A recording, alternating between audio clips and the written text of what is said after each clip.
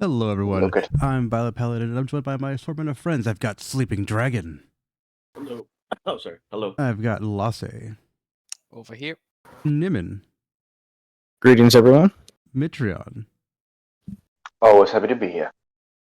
and special guest star Saru. And that's how I committed tax fraud. Hey, what's up, Phil? That's how I ended up here. But you're wondering how I ended up here. Yeah, so we are getting down on some dungeons with the possibility of dragons. We're doing the evil campaign, the Everdark. Hang on, I gotta do some last minute hooyah here. Dumb question, Saru. Do you actually know what's going on currently? I have no idea. That's fine, I'll do a little I recap Kept for the you. water to death. Oh boy, a recap episode. That's everybody's favorite kind of episode. Yeah, exactly. Like the recap on what was happening the past few weeks. Yeah, several months ago at this point.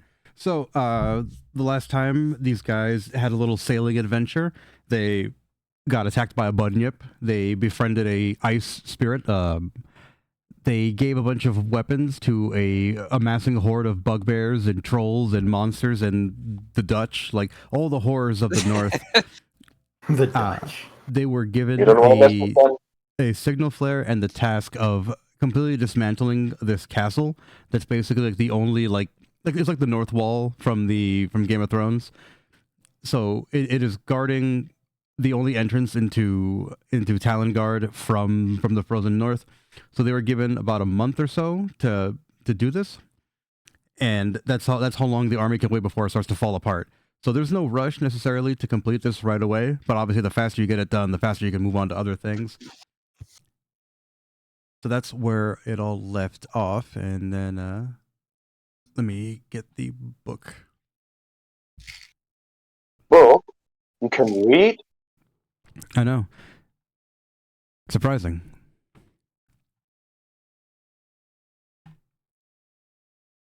Element of surprise. I hate those fucking videos so goddamn much.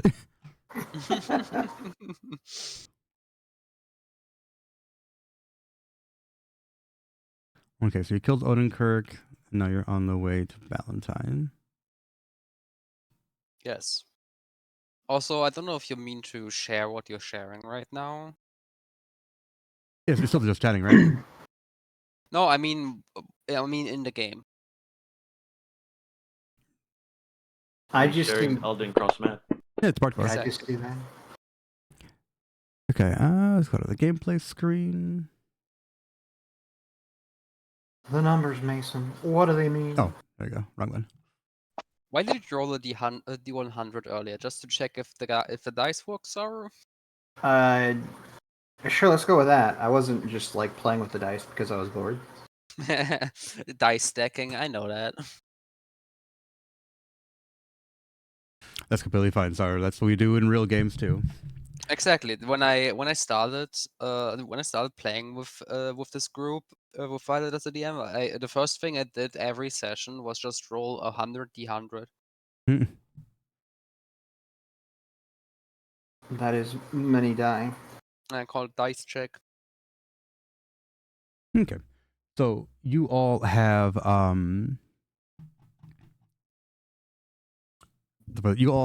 signal flares, or one of you is given a signal flare, but you all have a circlet given to you by Cardinal Thorn, and you are able to connect, or he was able to connect with you telepathically.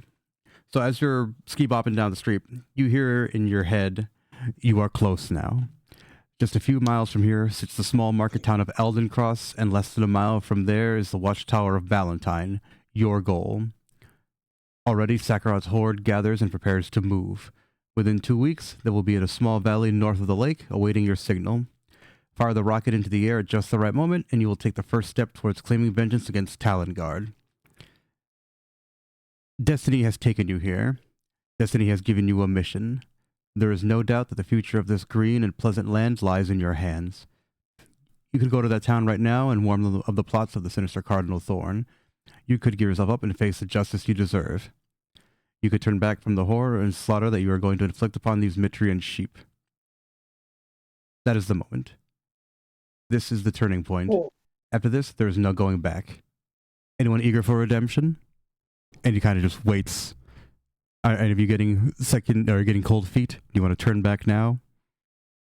Well, I have been thinking about betraying this army of bugbears and so on for basically since we met them. But You sure you want to no, take it on yourself? you say that as if that would be a challenge. Yes, I'd say that. I say that I read the that numbers would 3 be a times. challenge. I've crunched the Yeah. numbers. There's no way a single person could defeat them. Not a person with that mindset. So It you, just moves her hand out of the way and steps forward. so you hear Thorin kind of like laughing in your head, and he's like, "Good. I thought not. Now come, my friends. We have work to do. We must burn Ballantyne." As you like crest a hill, you see this giant, imposing castle. It is a basic stone structure with a singular spire on one side of it. There are many arrow slits leading in every direction. Sorry, I had to scooch around here. You can tell from the height of where you're at that there are enormous siege weapons on top. There are several large ballistae, and then there is an enormous. There are 2 smaller trebuchets, and then an enormous ballistae on the very, very top. The enormous ballistae does not seem to be operational yet because there are still like scaffolding and construction crews happening around it, but everything else kind of scans and moves. Like this is a very, very heavily armed, very, tightly ran ship. So taking this thing down is not going to be simple. Let's see. When is it ever? Oh. Yeah, when it's something ever easy. So, Our low intelligence makes it harder. What's your intelligence again? Actually, mine's 15 plus 2. Nice. Well, we have a castle on our hands. He's Who a of, rogue. who of you is not ugly?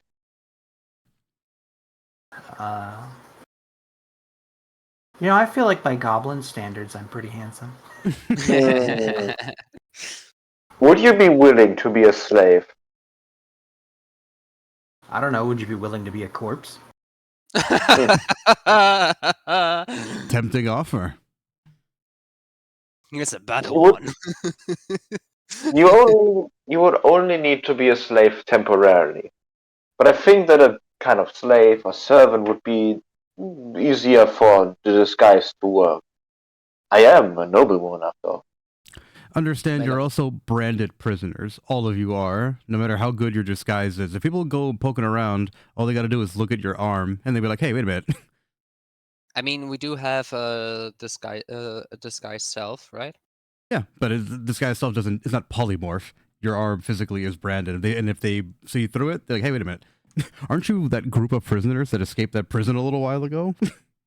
It is very important that you are not discovered, that you do not raise a ruckus, and that you're not captured or caught, because it's going to be very bad for you. How attached are you to your arm? If you really want to sell this. Well, I kind of need it. Why don't we, I don't know, do we have an elf in here? We do. Ah, wonderful. Cut off her arm. Or his arm, I don't know. Try to get close to Urda. See what happens. His entire party is just, I'm gonna do my own thing. I'm gonna do my own thing. I'm not gonna do my own thing. Maybe let's just. I'm a druid. They're just too busy to being Yeah. fabulous to care. Yeah, exactly. That's true. I for a split second I forgot that she's here too. Exactly. Urda will say something like, we'll whisper something to Chish, and we'll just start scouting out the town, looking for somewhere to stay. So Tish is on her tippy toes listening to Erdo whisper, looking at you all and just like laughing, and then just nods. Erdo just vanishes into the crowd. So she points at Grumblejack and she's like, "What are we gonna do with this one?" That might be the the biggest problem, literally. Mhm. Just flipping through my spells. I don't have anything. Is there? I mean, there is. Wait, on the map of Olden Cross, there is this little hut or something marked with a 20. Mhm. Where would we be in? Well, regarding to numbers, where are we? You are. Let's see. Actually, I'll just put you down on the map so you can see yourselves. Hooray! I mean, it doesn't look like a map to from what I'm seeing. It's just a shared asset. What? Does this call for a good old need map? You know It what? You says it's love it. read only. That's why I'm looking at it.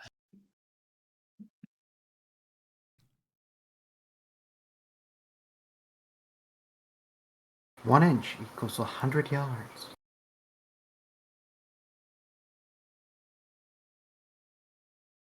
Oh, Yeah, ignore Yep, the yep. ignore the distance We need because whoever designed this map clearly has never like designed maps in their entire fucking life, and it shows. oh, why is this? Okay, it's because we can zoom in. I was like, why is it so small compared to the other one? Mm. I do like the. Oh god, I forgot how huge his face is. Are we missing Good anybody? old Grumble. I mean, okay. I know. I will not be able to stay down and not attract any attention for long. I will take Jack with me. We will scout around the perimeter of the village. Okay. So this is a forest. This is like a forest village, right? Yes, it is a market town that is directly connected to the castle. Castle's up here. The castle comes down in here. The only reason that this place exists is because of the castle. So the farms and the merchants and things that are in this area directly feed the keep. Without the keep, this town has no reason to exist. So where are we meeting? You know from Cardinal Thorn that there is an inn. I think it's this building right here. Mm-hmm. Number 4. Yes. Number 4. I knew someone would make that reference. So the You're inn welcome. is the only area in town that can actually support any kind of travelers. It has a name. The name is the Lord's Dalliance Inn. Mm-hmm. Other than that, But there's just several market stalls and like residential living spaces. It's just a regular small town. from how I see it, there's no way we can probably stay there, right? I mean, as long as you guys don't do anything out of the ordinary and weird. Like, you might have to sneak Rebel Jack in, but you guys are just travelers. I Fair like enough. that. I like that it says that Galil is dying. By the way, Like, Why got am I beside dying? me.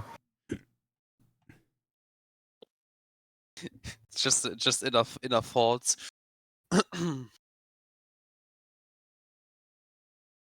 Yeah, everyone check their health and everything. Make sure you're not dying. I'm healthy, Um, perfectly healthy. Same here. Good. Where'd my HP go? You weren't here for a bit. Yeah, but like, Your I HP's don't, I here. don't see. No, the other thing is your wounds. Have wounds? Where it says HP, there's a blank box. That's how many wounds you have. It should be blank. Oh, yeah, it is blank. Yeah, you have a max of 35, and you haven't taken any wounds, so you're good to go. Hooray! So, Erda, you are scouting around. Give me a survival. Sure. Oh damn. Okay.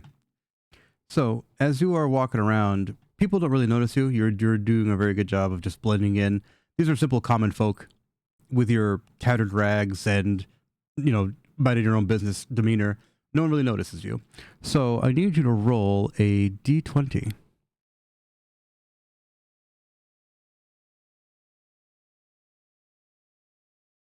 Oh, sorry. Didn't go through. Weird. Oh. Okay.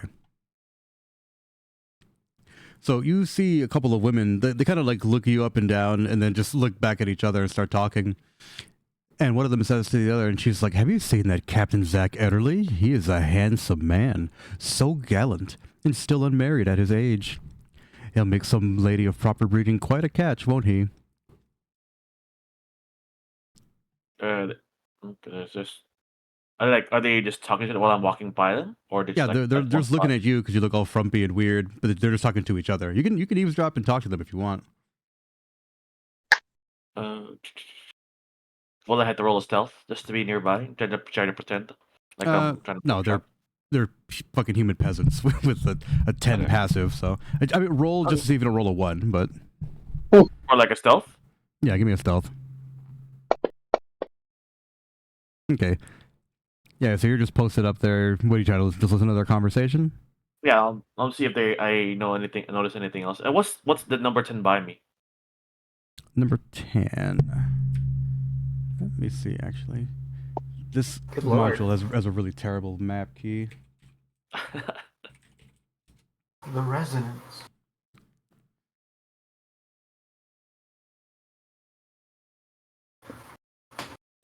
Okay, so we are looking at number 10. Yes, sir. Okay, so this is a scribe shop called the Illuminated Scroll. You see people Okay. coming in and out of there, and they've got minor magical scrolls. So it's a little wizard shop. I'll listen really quick to any. Can I roll another d20 to listen to anything? Then I'll just move on. Yeah. Oh, I was wrong. Lord's Dalliance is number 2. Here it is. Oh, that's the end, basically. That's the end, yeah. Yeah. And there's 2 Valentine right there. Yeah, that's where that's where we Okay. need to go. All right, I rolled a 10. You rolled a 10, so let me take a look at that.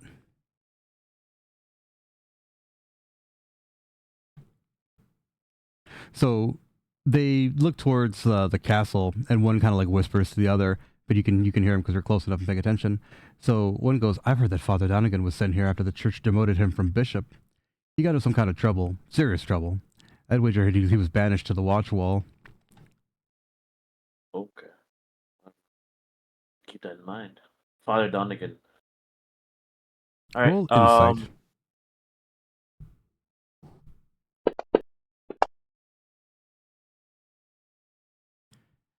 You're sitting there and you're thinking, this lady's full of shit.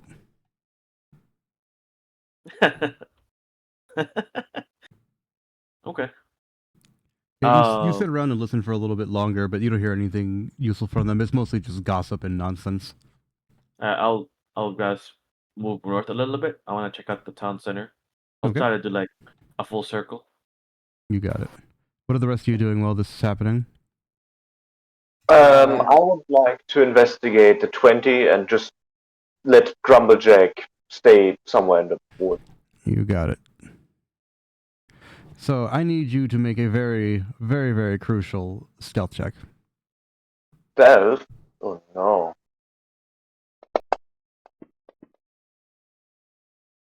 Oh, Okay.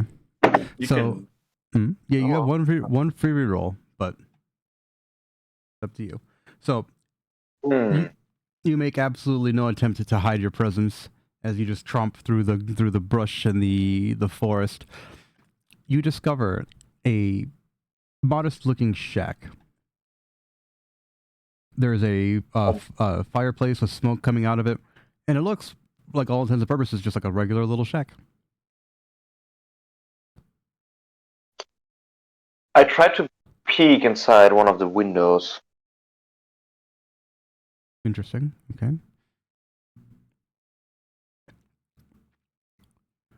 So, as you stare into the building, you see what looks like a man, a Mhm. military-aged man naked, kind of standing in a room. He stands motionless. He doesn't blink or turn his head. He's kind of just like propped up. Okay. Um, I want to, I guess, take a closer look or look out for any, I guess, special features on the man. You notice that his head does not seem to match his body. It's a different skin tone, different complexion. The man's head is desiccated, so this person was. He looks like he's dead, and his body parts are kind of like slapped together, but he is hulking and enormous. Concerning.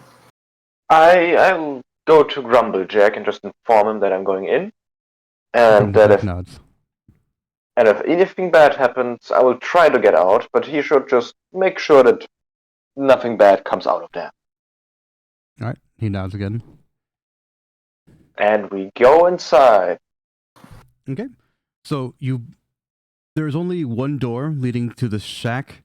It is a simple wooden door with a simple lock on it.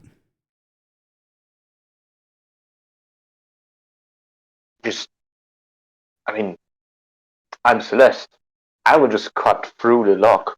Duh. All right, give me Oh, a but- strength. Right away.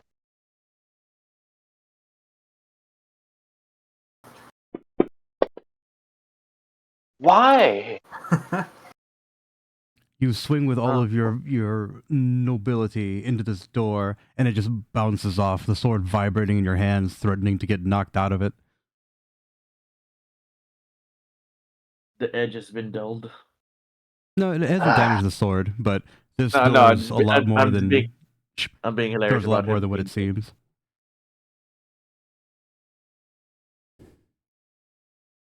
Anyone else want to do something? I'm just very sad. So Grumblejack says, like, I can try. Give me a second. So he just kind of. No, I mean, I guess how far would you say is this shack away from the town? It's very far. You also notice. Give me a Oh. perception or investigation, rather. All right, we'll do.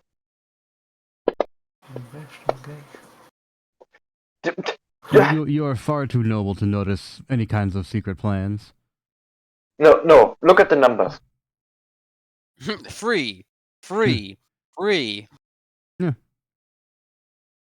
Someone Answer rigged me my. these riddles free. Someone rigged my dice, obviously. So Grumblejack looks at the ground and he kind of like picks up the dirt and he sniffs it. And he's like, the trail. The trail, Grumblejack. Where does it lead? So he turns around and he like points, and you can see like the tops of some of the buildings through the trees. But this is very clearly like out of the way, hidden on purpose, little shack in the middle of the forest.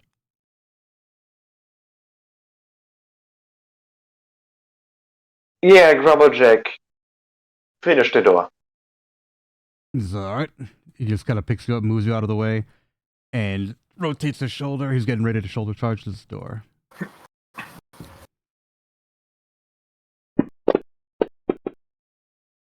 Of course.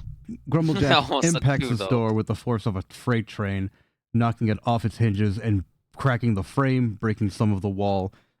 The window next to the door buckles under the strain and shatters. You are now face to face with an enormous monstrosity of a man. It looks at you, and it tries to like wordlessly speak. I need you to make a very crucial insight check. Inside. There. That's good. It's a multiple of 3. You can feel just unending malice coming from this thing. Like Oh. this is like the JoJo menacing kanji, but if it was an Oh. entire person. Go. All right. We did it, guys. We found Yoshikage Kira.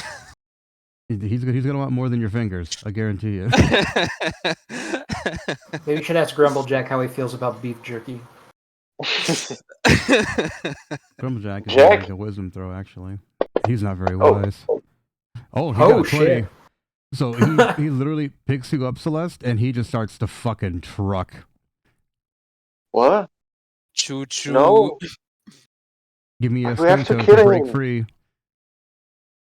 No, it's fine. I'll let Jack do it. Okay. What's your name? For some reason, it's not on the screen. It's Raymond. Is this a, is Everybody actually, loves Raymond. hang on. I'm sure Raymond's character thing actually he has a. Has There a we go. hitbox. Yeah, because for some reason his name wasn't on there, so I think it was just a regular, just a token and not an actual player. Okay, so Raymond, what are you doing? After they had set off towards the shack, Raymond would like to enter the town and take the right path. Okay, so you're heading this way towards number 18. Yes. All right, give me a survival. See if you blend in here.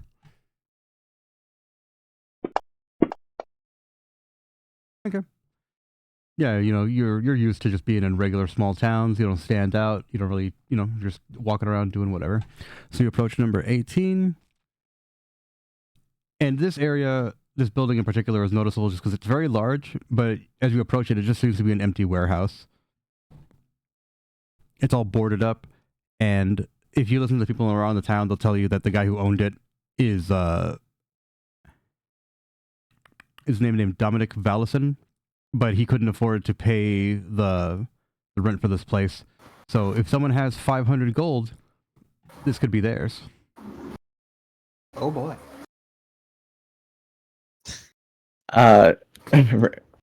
Raymond, he decides to take a look inside if possible. If he can, look through any of the loose boards in the windows or anything to see what's inside. Interesting. Do an investigation.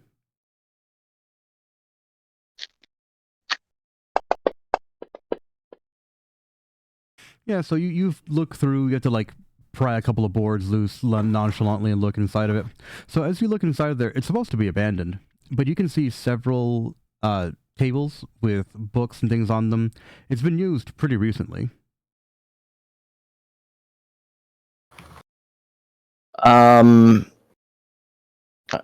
Raymond would like to continue looking around the house to see if he can find an entrance inside. All the entrances are boarded up. So you'd have to either climb in on the roof or you'd have to do something else different. Well, he'll go to the back of the house so he's not in the middle of the road, looking like he's trying to break in. See if there's give me a stealth. See if you can just casually walk around there. For some reason I have disadvantage again. It's right, you have armor. Okay, so you poke around there, no one's paying attention to you. I need you to make a very, very, very, very crucial perception check. Perception.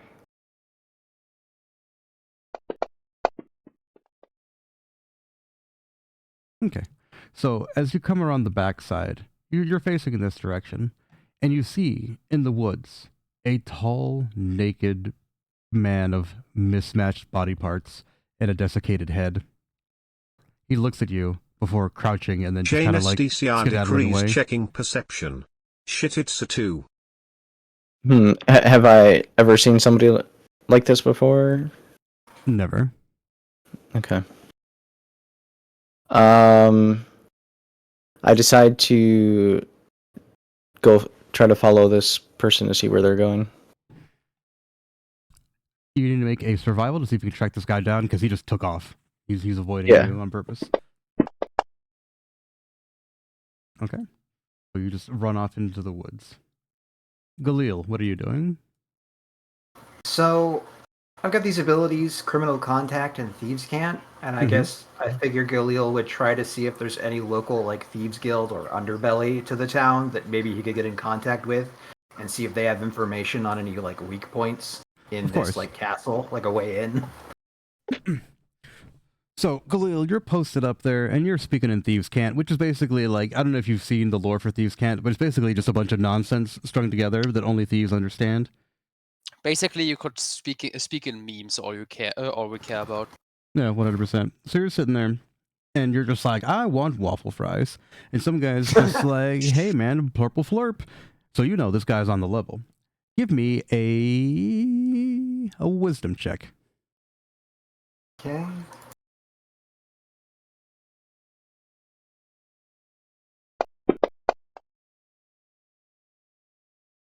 So this guy is giving you a bunch of really strange information. All you can really glean from it is that the inn has what you're looking for. Alrighty.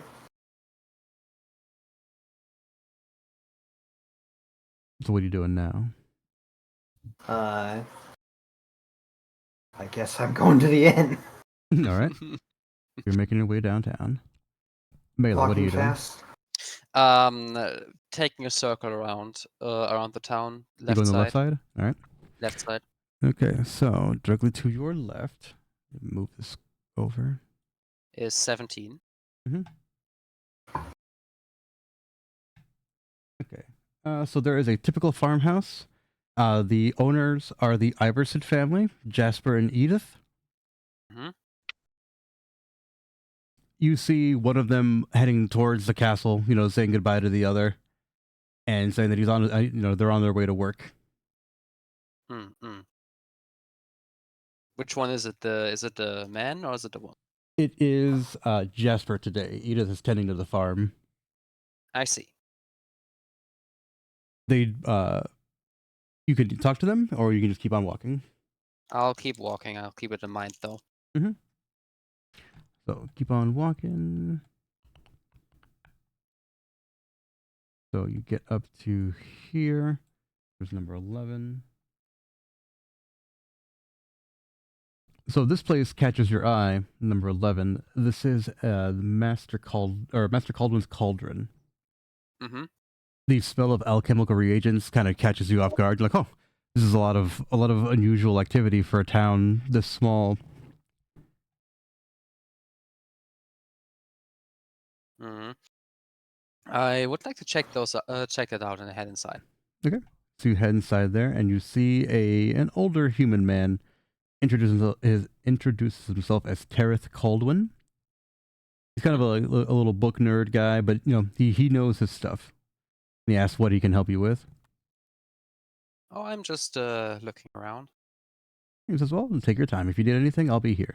And he goes back to whatever he was doing. Thank you. And I'm looking at the shelves he probably has. Yeah, he's got an incredibly wide selection of natural and unnatural reagents. The unnatural stuff is obviously kept behind a glass case, but this guy knows his stuff. This is really expensive imported things.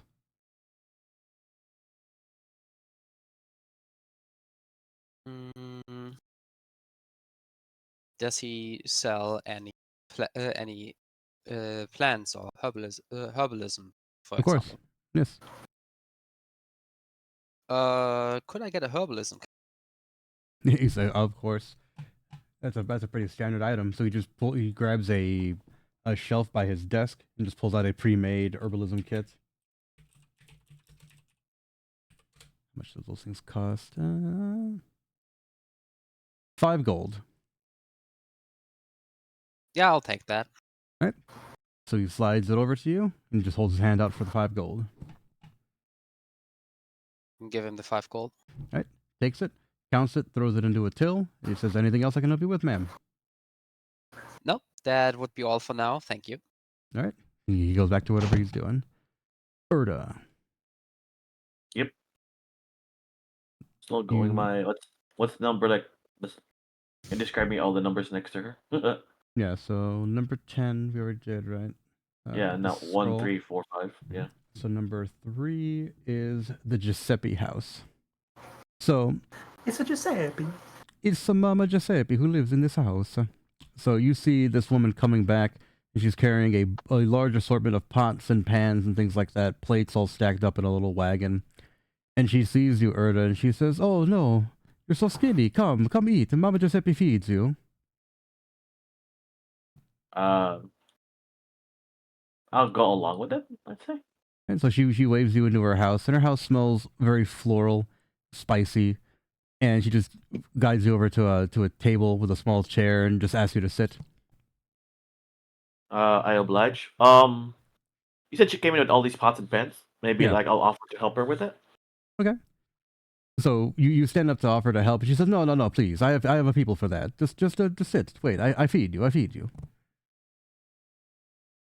Or the thanks her then. What watches what she's doing, taking stock of her surrounding. Okay. So you're Maybe hmm? I'll roll a quick perception just to check around. Okay. Give me perception. Oh, I thought that was a one. Oof. So close. 17. Okay. Yep. Yeah. Sorry, her house is over here. Number 3 is town hall. We'll do that next. Oh yeah, because I was like number 3. I was like, okay. Yeah, not my bad. I fucking I got a stroke. All right. So you're sitting there, and as you're looking around, this is just a regular old lady's house. She's got like giant wooden spoons on the walls, live, laugh, love, picture on the on the wall there. So as you're sitting there waiting to be fed, you hear like the heavy clomping of boots, and an older man walks in there and he says, "Mama, I'm home."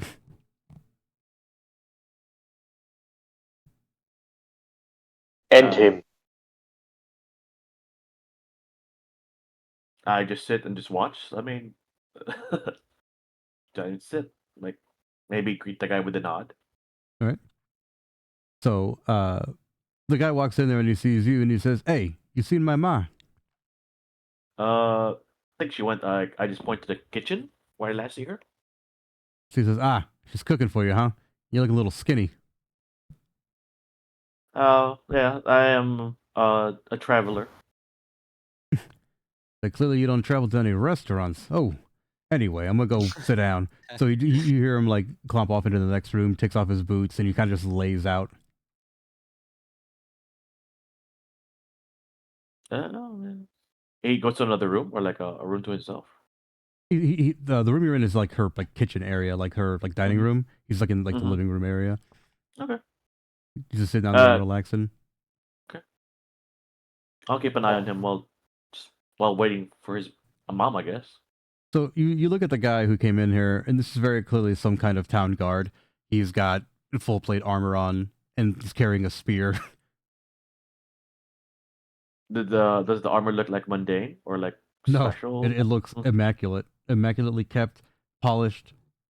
This Ooh. guy knows what he's doing. Okay. Something to keep an eye on. So Mama Giuseppe's whipping up the eggs in the kitchen. Eventually, she brings you a giant bowl of food. You can test for poison, or you can just eat it. I thank her for her generosity and eat it. Okay. You eat it, Goes all and this it is way. the most delicious food you've ever had. It is a beef stew that is like her specialty, and you're looking that nobody's looking at you because you're just doing the anime 3 sideways mouth. It's just Yep. Yeah.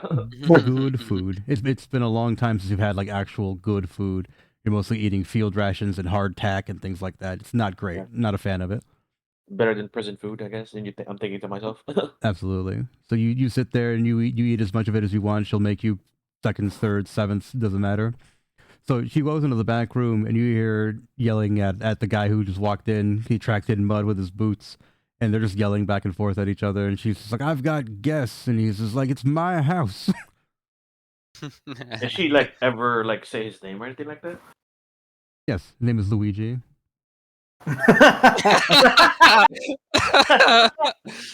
Oh, Okay, that caught me off guard. oh no, Luigi. Luigi just said. Oh, Mario. Her name is Luis, so it's pretty funny. Oh, that's cool. Yeah. I guess I just listen to them while they're eating. Did they say anything, or they just have it like a friendly banter, like family? Give me a D20. Okay. Well, it was a 15. 15. It rolled out. That's fine. So you hear Luigi talking to his mama, and he's just like, "Listen, Ma, Lord Thomas Haviland, most honorable, capable commander Valentine ever had. Get it. If you can't get this wall working, nobody can. Oh. Give me an insight." All right. Yeah, maybe he's just proud of his officer. Maybe. Yeah, you don't know who this Haviland guy is, but this guy, he's not talking a big game. He believes what he's talking about. Okay.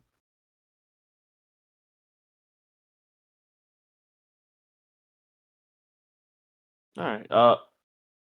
Forgot to ask you. Can you describe Luigi? Just in case we have to, like, if I run into him, like, if we have to run to him later on. Probably Yeah.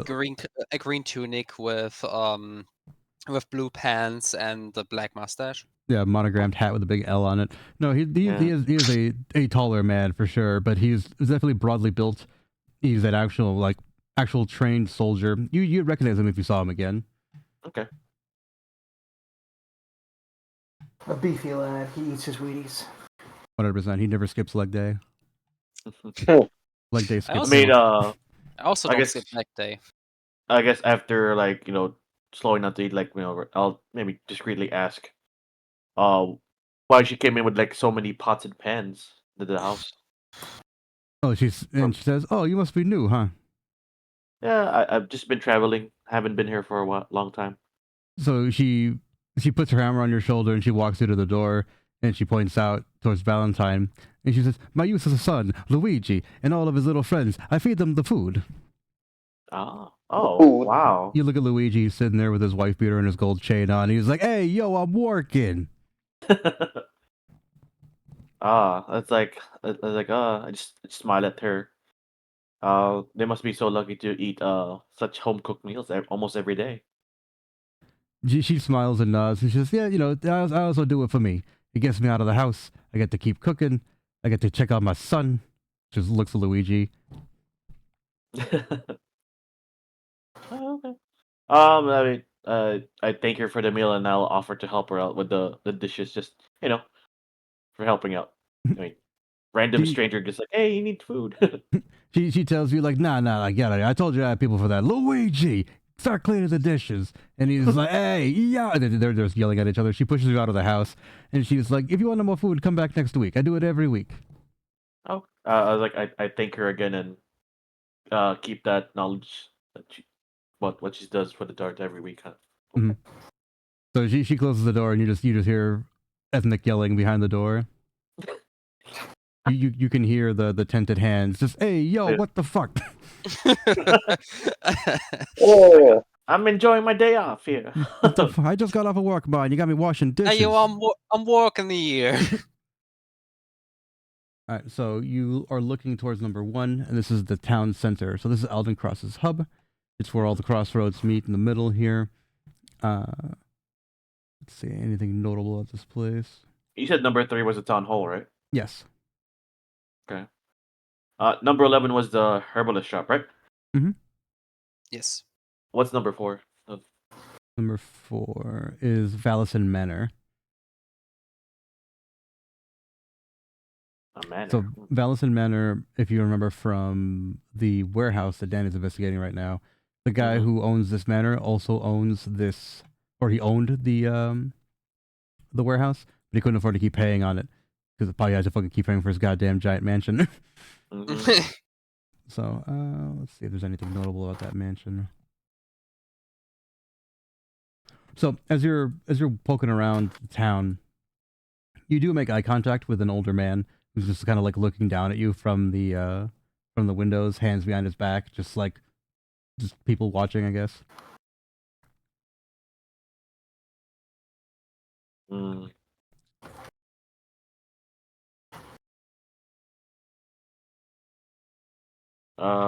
Okay. Trying to see. I'll just keep moving up then. So just to keep reconnaissancing the town. Okay. Move up to what's number 14 then. I'll just move up to the north more.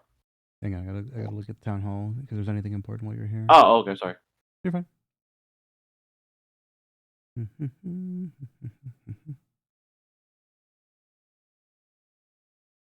Okay, yeah, so town hall's just a regular town hall. All right, so number 14. Hang on, let's go over to Danny too. All right, so actually, Celeste, you are being carried by Grumblejack as you just rampage through the brush, and he appears back in the south. He puts you down and begins talking to Tish. They just kind of like quickly go back and forth, And then Tish turns to you, Celeste, and she says, "Oh my God, what did you get into?"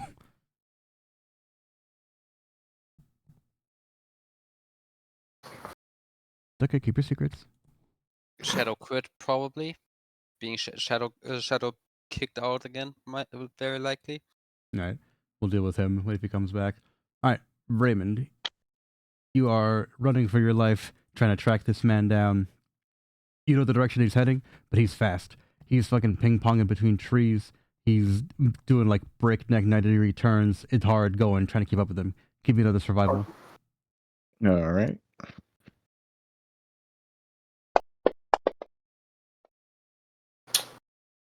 You lose him basically right away. But it's one of those things, like, you are now trapped in this forest, and you don't know how to get back. Before you know it, you've run deep into the heart of this forest, and all around you looks almost identical. You feel like you could probably see the town if you climbed up a tree, but if you got stuck up there, nobody would know where you are. I guess I try to climb a tree then. Okay, so give me an athletics.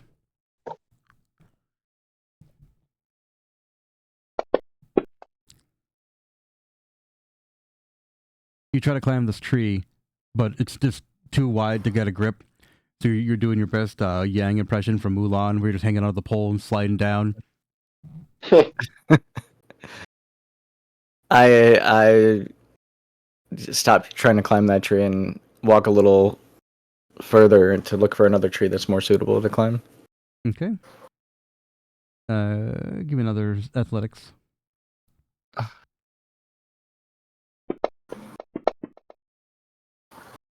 Okay, that one's perfect. You jump, grab around it, and you're able to like kind of shimmy up. I need you to make a very crucial dexterity saving throw. All right, dexterity save. Whew. You feel murderous intent behind you. Again, just menacing kanji made flesh. You dodge out of the way as a hand just impales itself through the tree. You look behind you, still hanging onto the tree, and you just meet upside down Spider-Man face to this creature again. Desiccated face, hollow, empty sockets where the eyes are, and just snarling, menacing at you. What do you do? I drop back to the ground and I call back to the creature like, what do you need? What are you looking for? It doesn't answer you. It just continues to snarl and raises an arm up, and you feel pretty confident he's going to try to hit you with it. I get ready to dodge the attack and All right, I give me a dex save. dex save. Okay.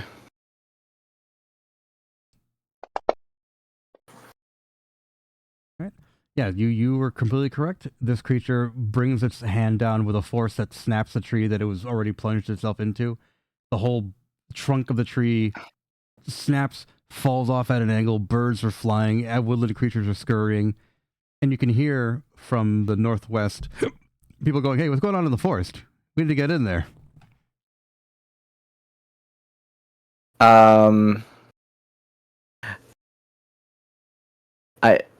Upon hearing the voices, I realize that I don't want to get caught. So I try to run away from this creature. Okay, so you're going to run towards the town, or you're going to run deeper into the forest and not get caught? Deeper into the forest. All right, give me a survival. All right, survival. All right, 11. So you barely managed to not get turned around. So you managed to make it. You make it to the edge of the forest, and you can see Celeste and Grumblejack talking to Tish.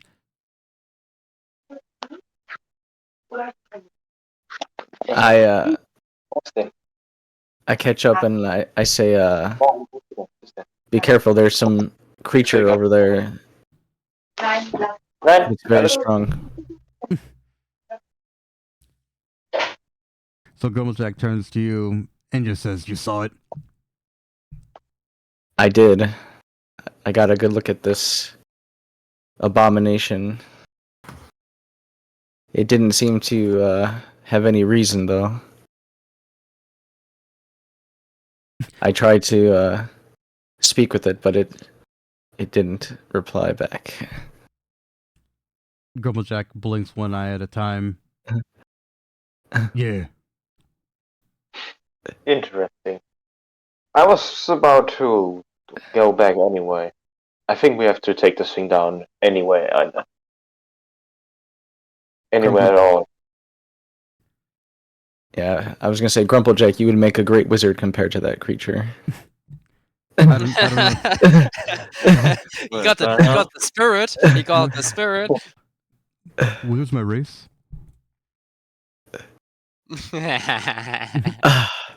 I got that one. Exclusively for you.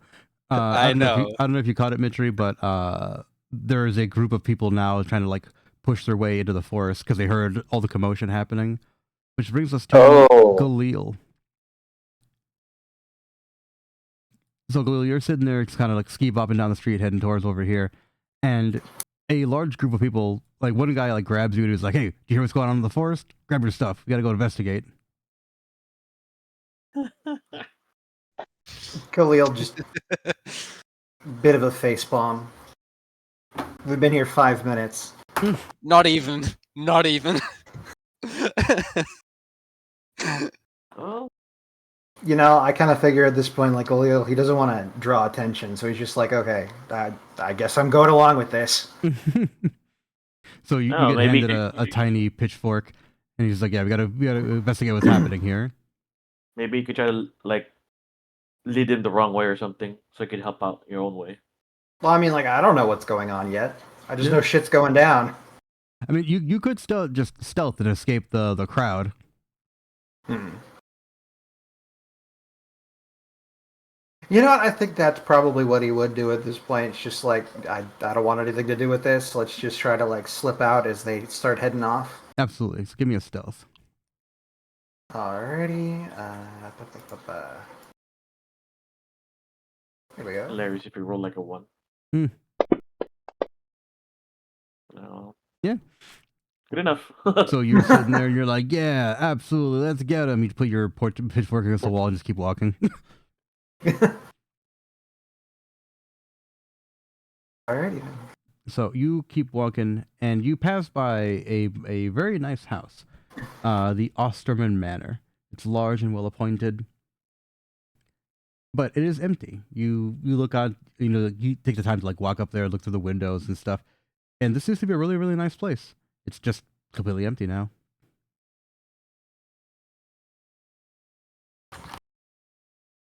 Can I do like a quick investigation of that? Yeah, roll a d20 also, and then give me an investigate. Alright. Investigate.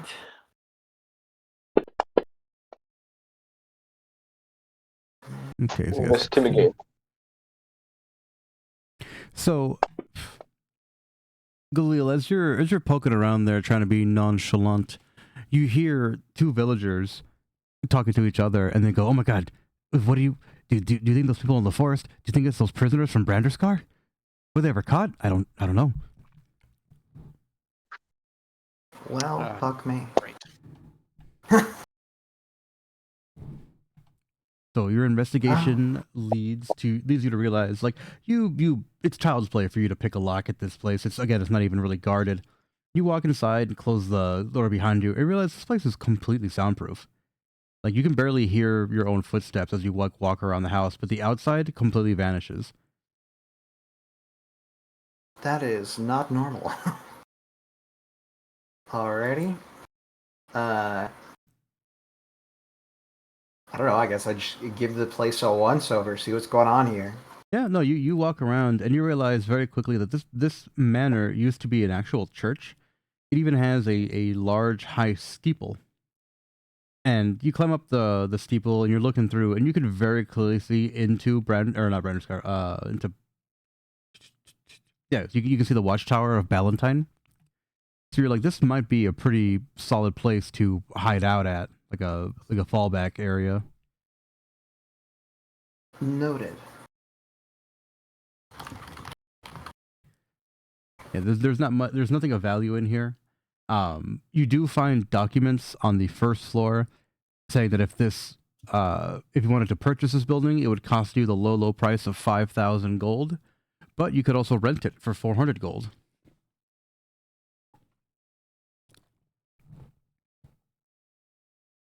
Alrighty. Good to know. So I you mean, Oh, I I I see. actually forgot to guess- ask out of metagame, like, did Cardinal Thorn ever give us kind of like a stipend or something, or no? you have valuable items that you could sell, like the narwhal Right, horn and all the gold and stuff you've looted. Oh, okay. Making all the sure. ivory stuff, right? I forgot about Yeah. that. Alright. Yeah, because like I don't know anything about what happened last time, and as far as I know, like my guy has no money, so. Yeah, but now we do. Now we do. We Hooray, also money. we need to sell it first, but you know. Alrighty. Well, I mean, Yeah. like my guy, like I assume at this point, like Galil's just like, okay, this is interesting, but I got to get up to that inn, and if Absolutely. there's a thieves guild contact there, anyways, we have a decent like place to fence things. So you run past number 13, which is a stone watchtower. There are 4 soldiers in it at all times. There's a giant bell here.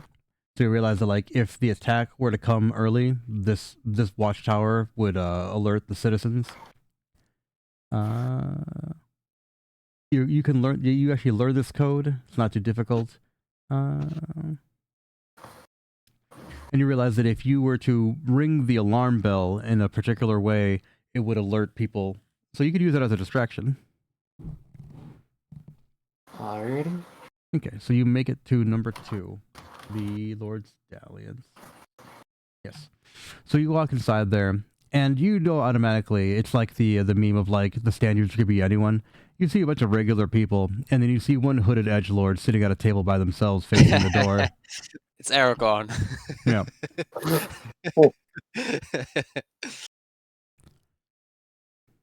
That him, the ranger? It's me, Glider, legally distinct.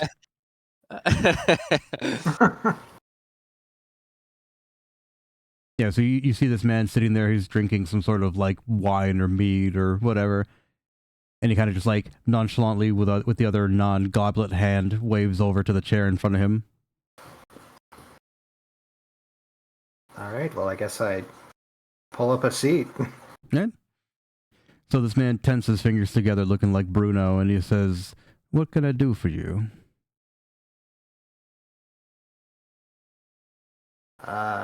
What's good on the menu? He says, "Well, we have a fine selection. It just appeared. Are you looking for an import, an export? What do you need?"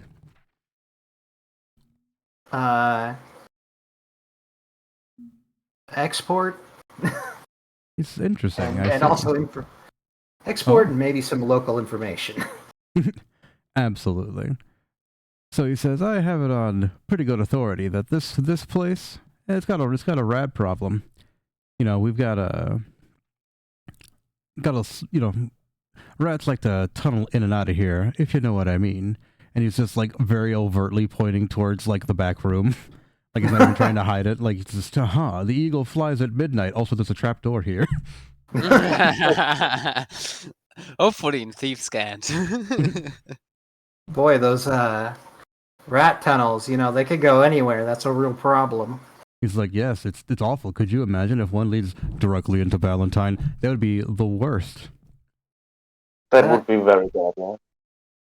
That would. I don't suppose there'd be some sort of secondary entrance into this rat tunnel where maybe we could, get a larger exterminator in. He says, "Oh no, Yeah, maybe- absolutely. That unfortunately, the rats here native to this land are quite large. Even the biggest rat could fit here." That's The good to biggest know. threat is there. Where might that entrance be? So he says, "Oh, you know what? I'm thirsty. Follow me to the bar." So he just walks over to the bar and he just kind of looks directly at it. You can see whenever the staff come in and out of the kitchen, there's a trapdoor leading down into like the wine cellar. And he says, "If I was a rat, that's probably where I'd like to be." All right. Well, interesting. I guess. Thanks for the information. How do I pay this guy? He looks you up and down, and he says, "For you, it's on the house." Oh, yeah, is it on the mouse? Get out. Die. Roll sneak I attack. had to. No, but Intercontinental missile sneak attack across the village. Exactly. So he looks up and down. He says, "And that's on the house." He's like, "Actually, now that I think about it, if you could deliver this." So he slides you over a small rectangular package, and he says, "You'll know who it's for." All right. Sounds good. It's not You- ominous. You look inside of it, and there's just a knife. It's just a straight up knife in there, and you're like, Ready to meowder. Yeah, you I are now see. ready to meow there. Directly to sender, I assume. He says, "Yes, please." It'll be a cash on delivery kind of deal. You know what I mean? All right. Sounds Dead good. X. Okay. We did Urda, we did Galil, Mela time. Yes. Maida's leaving the potion shop. Okay. Uh, Go left side, right? Go up here. yeah. I wanted to go to big circle. Number 12. So this is the Von Craig Smithy. Mhm. Unlike the floral, nice things of the apothecary shop, you are now smelling sulfur and iron and protein farts. It's the worst. You hear the bang clanging of metal, swords being forged, armor being bent. It's a whole thing. Mhm. Does it look like basically it's just an industrial forge by how much it's being used, or is it 100%. just okay? It Good. is, let's see, I think he's a dwarf. Yep. So there is a man named Erasmus von Craig. He was dwarfing it up, Longbeard style, just bang clanging away. He's got his little group of attendants helping him, stoking the flames, using the bellows. And he looks over at you and he says, "What can I do for you, ma'am?" I'm just marveling at how you're working with your weapons. So he just grunts to himself. Suppose I can't charge you for that, but feel free if you need anything else. I'll keep that in mind. It's just as a druid, Maida can't really do anything, do much with metal. Mhm. So she basically just looks at the weapons for a moment, though. You can't use metal armor, right? But you can use metal weapons. I can't use metal armor, but I can use metal weapons. Mhm. That's the difference. Like, that's why I'm looking at the weapons. Yeah.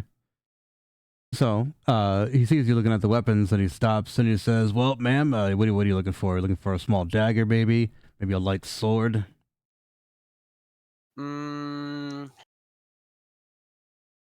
Do you have a sword suiting for my size?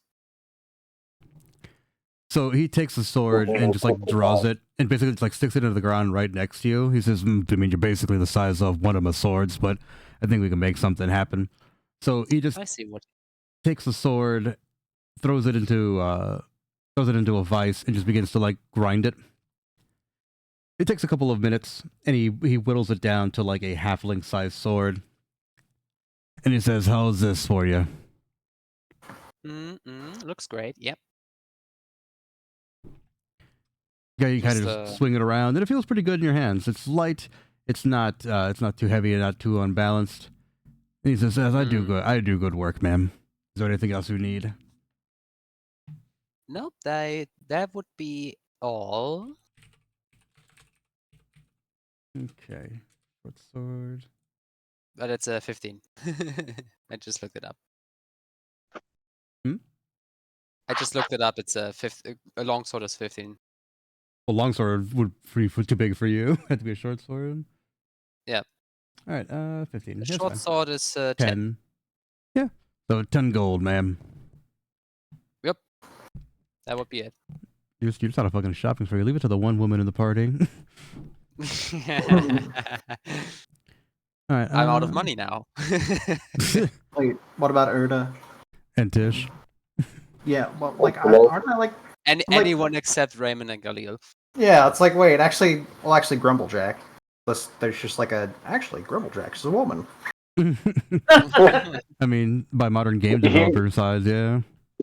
He's Yeah. made into a woman in the remake.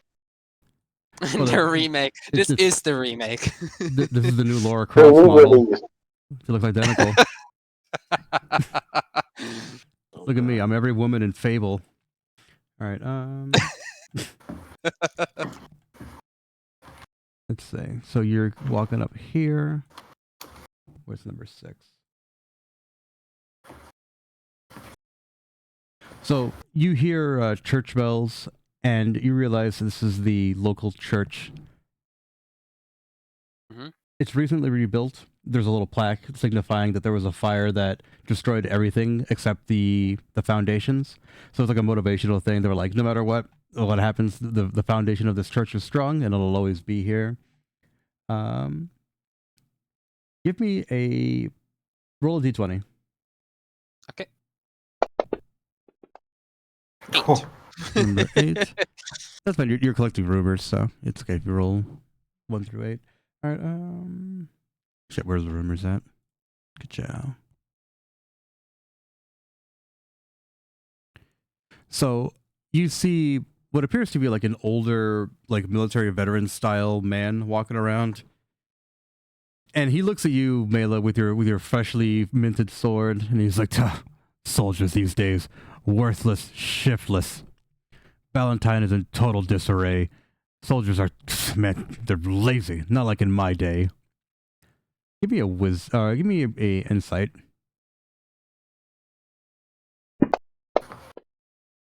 $11. Yeah, you look at this guy and you know that he's full of shit. He's one of those people that are just like, back in my day, I walked uphill both ways in a snowstorm in the desert. Through the Caribbean. Absolutely. Every day to school. I had to fight T-Rex with nunchuck. Your cousin already king of castle. Well, you know, doctor. So you take a look around also, since number 7 is connected to number 6. This is an old graveyard. Anything here important? did any of those plots look fresh? You mean fresh enough? Oh, this is Thinking, like, actually we've got- perfect for you. So you speak Fey, right? Is that a language? I don't remember. Common Druidic Halfling. I speak Druidic. Yeah, Druidic works. So you're sitting there and you hear childlike giggling, like that stock child giggling sound effect you hear in like every movie. Uh-oh. Yeah. Mm-hmm. And you feel a very light pressure on one of your shoulders, and what appears to be like 2 tiny hands like on one of your cheeks. Okay, confusion. I assume it's the middle of the day, right? Yes. Yeah, okay. I'm even more confusion now. So Um, remember, there is no day, right? It's always nighttime. But yeah, people Yeah, are out and about doing it's, stuff. you know. Yeah, though you feel an incredibly tiny presence, but you don't feel threatened by it at all. So you kind of just like turn to look at what the hell just touched you, and you see like a little sprite, a little fey creature. Hmm. It's small and giggling and just seems happy to see you. I see. Kill it. I don't have to kill everything I encounter. I don't trust it. Kill it. I look down at the sprite. And who might you be? So she looks at Did you you and kill kind one? of puts her hands on her hips and flutters away, and she's like, "They call me Giggling Jenny," and she just begins to giggle. Wonder where that name came from. She's, "I don't know. Mm, Couldn't tell ya. Who's to say?" it's like the crying myrtle. No, Moaning Myrtle. Morning myrtle, yeah. Yeah. So why are you hanging out on the graveyard? She's like, "This is how I help the town." Mm-hmm. And you see her get to work. She almost instantaneously like uses magic to move plots of earth to like bury and unbury things. She maintains the grass to keep it all uniform level. And she says, townspeople take care of me. They leave me offerings. And she points over to like a little shrine in her honor, and there's like an apple. And she's like, whew, Mm. that'll feed me for months. Yeah, I can see that. It's about the size of you, isn't it? She's like, hey, now, I ain't that round. No, I didn't say that. And she says, sometimes when I do a real good job, I get bacon and milk. That does sound like a great offering. If I do say so myself, what are you doing here, though? Basically, just passing. Just like touring graveyards. You're just passing through and you're in the graveyard? But why? Curiosity. And she said, well, I don't mind you none. Just be respectful. These are the dead. Obviously. So she kind of like looks over at Valentine. She's like, yep, everyone here sure is safe with that big old castle there. Ain't nobody getting past that. Yeah, that truly is a very big one. I could see it from afar. I'll be AFK really quick. All right. Give me another D20. Of course. 19. Oh, okay. 19. So she turns to you and she says, it's funny. I hear a raven arrived at the rookery last night. And she points over at the castle, like the very top of it. She says, I don't know what that's about, but it certainly got the whole keep up in arms. Something important must have happened in there. Don't know where you heard that from. Give me a insight check.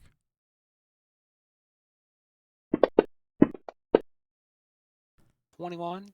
Yeah. So she's saying that, but you aren't entirely convinced of what she's saying is true. You don't think she was lying. You just don't think that what she's saying is true. She might have gotten bad info. Yeah. Okay. Urda's busy, so we'll just. I'm sorry. I'm back. I'm back. Okay. So Urda, what is you doing? Still continuing my trek upstairs, up north. Sorry, Okay. what was 14 again? 14 is Was the general manor. store. No, general store. General store. I've before. I just go in there really quick just to browse what they got. Okay. So as you walk inside there, the owner is he introduces himself as Mr. Morgenstern. It's a general store that just kind of has basic stuff: rope, tools, backpacks. Well, what's up? Nothing I like. don't know. It's just a German word. Yeah. Lab oil? Just basic stuff, like nothing like herbs. That would be more from the herbalist. Mm-hmm. Okay, I just tell them just like looking around, keeping maybe like come back here before get some travel supplies. Just Yeah. little lies, then just move up back up and keep going up. So as you peruse the general store, you feel like a light pressure on like your left hip, and you see a man is next to you, and he says, "What are you doing here?" Can you describe that for me? So you recognize him from the window. He is a dandy, like a very fancily dressed man. You look at him up and down, and he's actually not too bad. He's a middle-aged man. He's carrying a very fancy decorative rapier, but the calluses on his hands indicate that this guy knows how to use it. So he kind of basically just ran and chased you down, and he's just like, "So what are you doing here? I've never seen you here before." Just a traveler, sir. Good sir. And he says, "Oh, where from? And where to, if you don't mind my asking?" I go where the wind takes me. I like to see the world. That's my been James Jean. So he laughs a little bit, and he says, that is interesting." So he introduces himself as, let me scroll up and find his name, 'cause I don't remember. His name is Dominic Valenson. So he also says that he is the village reeve, and the reeve is basically like the town crier. So his whole deal is to get around and get information and stories and things like that. So he says, "Yeah, it's are you alone, ma'am, or do you have other people? What is your name, by the way?" He introduces himself before that. Oh, my name is Sophia. Yeah, Sophia, a lovely name for a lovely lady. Oh, it's like yeah. There's some companions. We just split up for a while. I think we're staying at the what was the number? What was the inn called again? Lord's Dalliance. The Lord's the Aliens. Where I will probably get a room there. Stay here for a while. Just enjoy, then move on. Right. It's so rare to see able to travel without such a place. Yeah. So he like a Superman pose, hands on his hips, and he says, "Yes, no, this town is completely safe. Thankfully we have all the brave men in Valentine." Which I was like, which I give them a soft smile, be like, oh, which I am inordinately glad for. That their service helps give us peace here. He says, "Of course," and he kind of like leans in there. He's trying to riz you up a little bit. He says, as the Reeve, I have access to Valentine. If you wanted to see any of the lovely sights in there, I could help you get in there."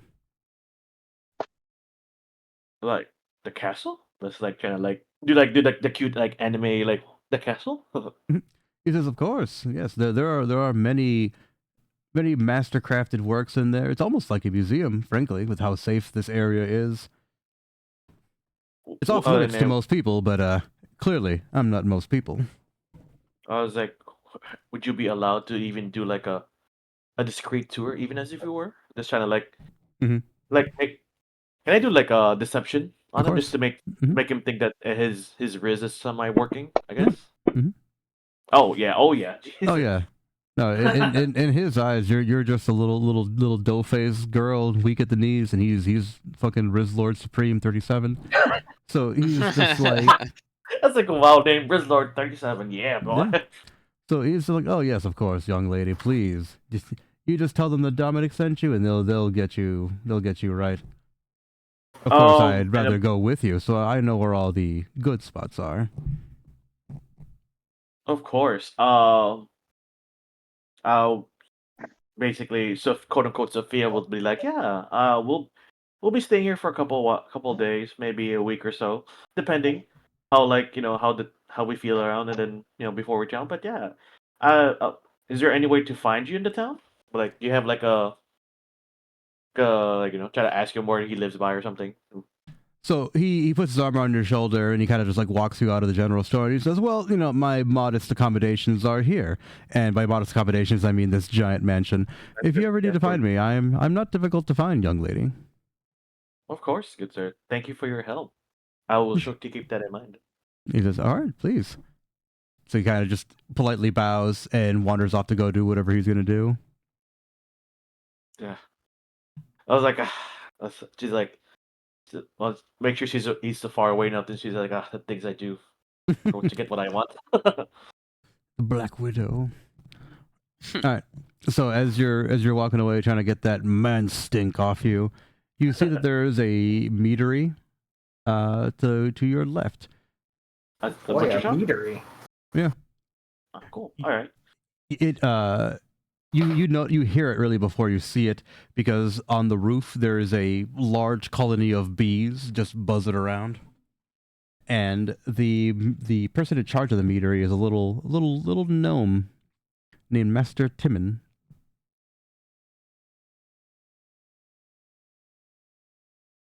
That sounds somewhat familiar, and I'm not sure why. Falric Timon.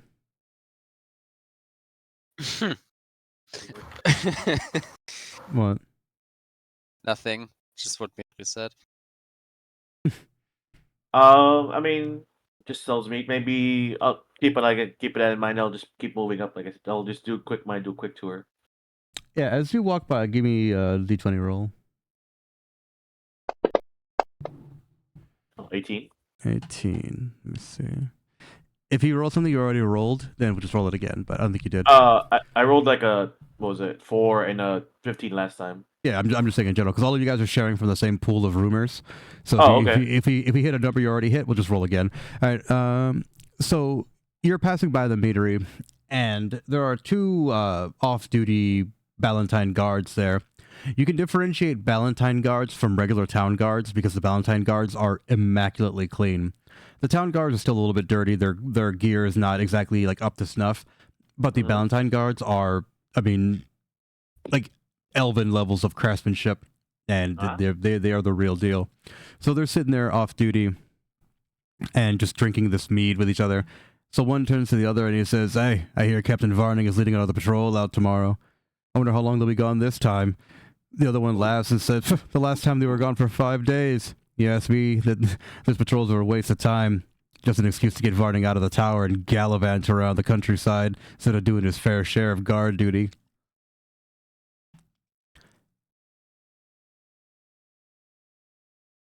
Interesting. Interesting. Wonder. Okay, keep that in mind. Mm-hmm. Uh, can I still move past it, or can I Yeah. just go to like door 8 and number 8 and 16 are? Yeah, so you walk by number 16. Number 16 is the Varning house. So, number 16, you see a maid coming out, and she kind of like bumps into you and drops whatever she was carrying. It looks to be like a bag of like laundry that needs to get washed. So she Oh, apologizes profusely. no, I was like, oh no, I bumped into you, and I also help her. Mhm. I was like, I'm sorry, I doing a whole lot. Sorry for like, apologize for like messing with her routine of doing laundry. She appreciates the help, introduces herself as Jane Darby, and she says, I'm so sorry. I work for Captain Varning here. This is his house, and yeah, I'm on a very tight schedule. I appreciate the help." No, I kind of, I was like, as a recompense, I'll be like, hey, she's trying to carry out somewhere. I'll be like, hey, I'll help you carry it, just to say my sorry. Okay. And maybe trying to get some information out of her. Give me a d20. All right, the two. 2. Mm-hmm. So she's as you're having a conversation as you're picking up the laundry and putting it back in the bag, and she says to you, "Oh, that Mad Martin, he is a strange one."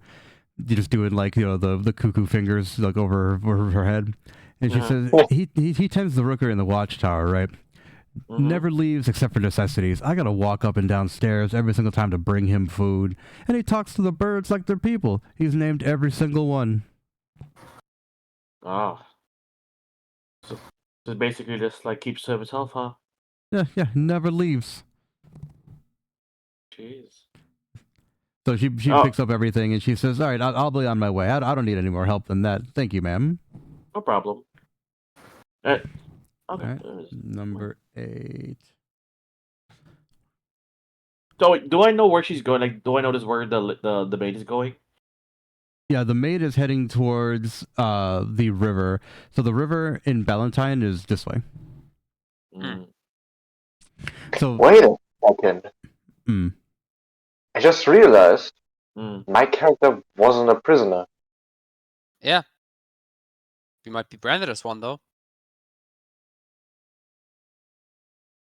yeah, you weren't a prisoner in Branderskar, but you were a prisoner elsewhere. Mhm. Every member of the note is a Okay. prisoner. Yeah.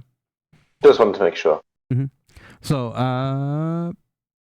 Erda, as you're passing by, you almost bump into another one carrying a separate basket of laundry, and she says, "Oh my God, did Jane go that way?" Yes. Point that way, yeah. Okay, so she's like, "Oh, I'm so sorry." She's like holding the basket and like double timing in place, and she's like, "Oh my God, Captain Mod is gonna be so angry with me," and then she starts like moving down this way.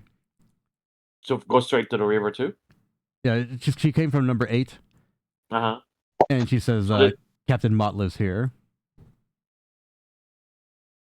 is it like a mansion too, or just like a moderately sized house? It is an upper class house. It's not a full on mansion, but it is very nice. So you see a beautiful woman sitting there, like just like watching people, and she says, "Oh, and who are you?" Uh, introduce myself again. My name is Sophia. I'm just a traveler, just looking to see the land, the lands of Valentine. So she's kind of like leaning over the railing, and she kind of like just like flicks the tips of your ears, and she says, "Huh, an elf. I haven't seen you or people like you in a while." We tend not to stick to the cities or towns, ma'am. Prefer to be out there in nature. She's kind of just like staring at you, like you can't really tell what she's thinking. Give me an insight. Oh, dang it. Jang it. No. Maybe I'll. Yeah, I'll leave it alone for now. Okay. So yeah, so you're trying to like figure out what she's all about. So she's still leaning over there and kind of just like cups her face in her hands, and she says, "Oh, do you have somewhere to stay?" Uh, the Lord's Dalliance. So her hand is still like on the side of your face, and she kind of just like rubs your cheek with her thumb, and she says, "Are you sure?"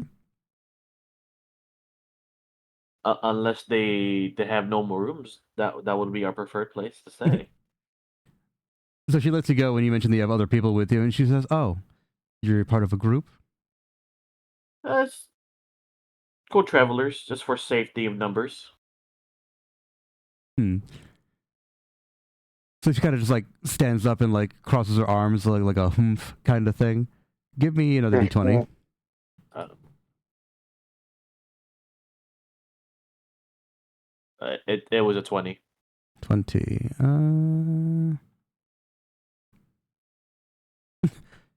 So she becomes like indignant a little bit, and she says, do you even know how the Lord's Dalliance got its name? It was a brothel. I hear there used to be a secret passage in the basement that allowed the Lord of the Watchtower to sneak in here and have a good time, but I'm sure that was sealed up years ago. You don't want to be in a place like that, do you? I smiled softly at the lady. Mhm. Uh, I would love to get any. I would like to receive any kind of advice to where any further placements is are. If I would also get the lady's name. So you ask her name, and she says, "Oh my God, where are my manners? I am so sorry. I am Caitlin Mott. My husband is the captain in Valentine Friends." Oh wow! Oh, I was like, it's a pleasure to meet you, ma'am. So, you said you was there any kind of would you recommend any other place to stay? She kind of like smirks a little bit to herself and like walks down the stairs to where you're at. She says, "I can think of a place," and she's not being subtle about it. She's telling you, "Sleep with me." She's like, "I might Okay. know a place," and just turns towards her house. I don't know. There might be a place there where you could sleep. Eyebrows going crazy. Hmm. Hmm. uh, Got an alpha Don't boo go over I here. don't for know, I'm not it. He's sure. trying to steal I just from you. She's got forest fever. Yeah. I will. I want to roll a quick performance just to like to show my thanks and for offer. I'll accept it. I'll just say that I just must inform my group at the quote unquote Lord's Dalliance that I'll be here for a while. I mean, All right. I guess there we go. 22. All right. So what are you trying to perform? They just say like to show my quote unquote thanks for her offer, and I'll accept it. I'll just want to say I just want to inform my group mates that when we meet up, I'll be there for now at her place. Maybe I could also do some scouting around her house. Okay. Yeah. No. So you accept her offer, and she says, "Oh yeah, please. Let your friends know you'll be safe here. No problem." Kind of a bit scared that she's not just it's for something else too. Uh, He's trying to steal from you. She's trying to steal your V card. Roll insight.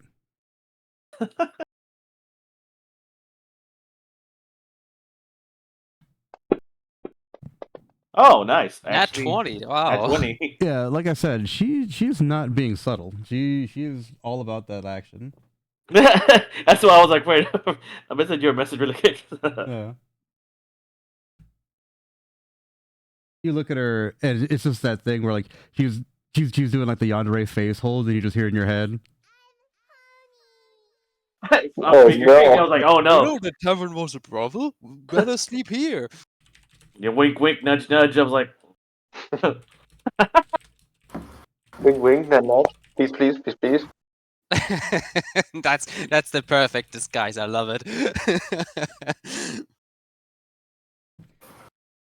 I love it, Okay. Saru. Looks great.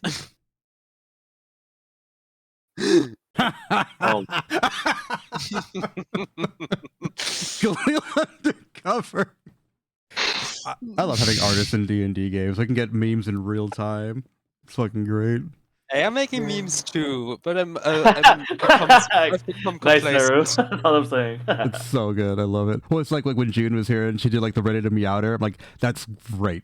No, your memes are great. I love everybody when they're making games as we're playing, because it shows you're actually paying attention to what the fuck is happening. All right. So All these would say, what was her name again? her name is Caitlin, I think. Caitlin Mott. Yeah. Caitlin. Yeah, Caitlin. Yeah. Like, it's like I'll tell her I'll come back tonight, and is and I'll just like make sure to come by again tonight. I just want to make sure, just want to look around the town for a little bit, and then for my comrades. Yeah, so But she takes both your hands and just kind of like slings them a little bit, and she says, "Oh yeah, no, please, I'll leave the door open. Take your time." just right, let's go and just moves to the left. I guess I'll do counterclockwise now. Okay. So as you're walking by here, you run into Mela, and you guys can have girl talk. Um, I'm Wait. going. What's number 6 and 7 again? Sorry. The church and the That's the graveyard. church in the Oh, graveyard. church and graveyard. Okay. Uh, I talked to Mela and update her really quick on Mhm. what I've found. Well, about like Luigi, the guy in the the manor. Oh, we still have a creature to kill. La Creatura. Ooh, I also tell Oda about everything I encountered. There's a Mhm. farmhouse with probably a person that's a guard. There's this potion shop that seems nice enough. The forge is worrying her though. The forge is worrying her. You? Yeah, because it's like an industrial kind of forge, you know. Oh, the nature aspect, yeah. Well, I mean, I just tell Mela after the bugbears are go through with the sound, there's nothing gonna be left of it. Well, that's not the problem. They pumping out swords at an alarming pace, if you ask me. I mean, it that swords could be also be useful for them too once they get this town. But we'll just keep that in mind.